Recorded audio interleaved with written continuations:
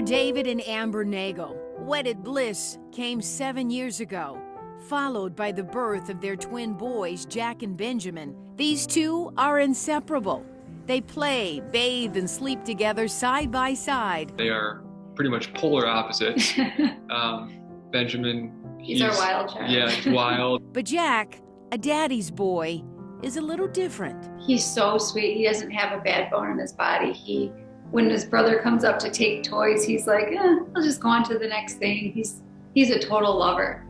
And over the last year, their differences have become more and more apparent, especially as David and Amber began taking notes and comparing their boys' progress. He was always just a little bit behind. He'd eventually get there to the milestones. Jack was delayed with walking, talking, crawling. Last January, Amber began to worry. He would kind of look at me almost like zoning in and out. For 10 months, specialist after specialist would examine Jack.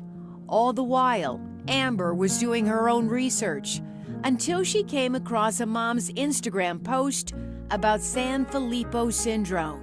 Her daughter looked just like Jack. She had really thick eyebrows, blonde hair, thick lips.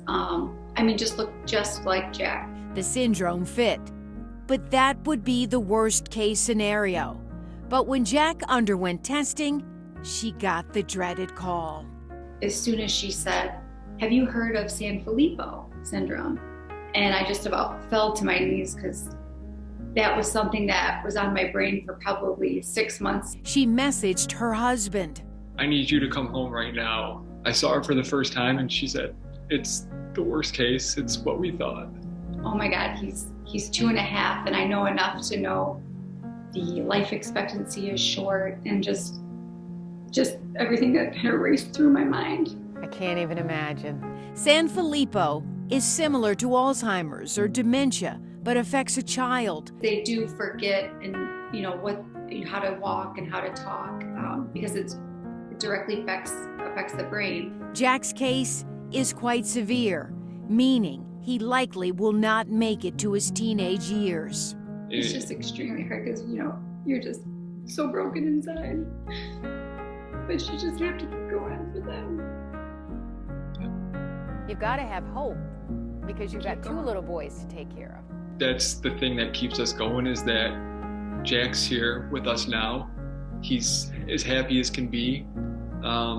So we just need to do everything to try and make it as normal as we can for Jack and Benjamin right now. And Benjamin is fortunate.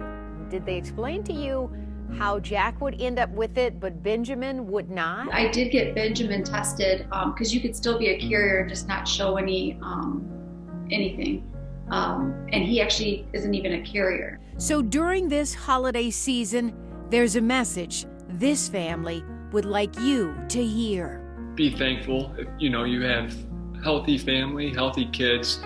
Just, you might take it for granted some days, but always just give them the biggest hug and just love them. Each day has been so beautiful. We just need to slow down and just really appreciate the 4 of us together.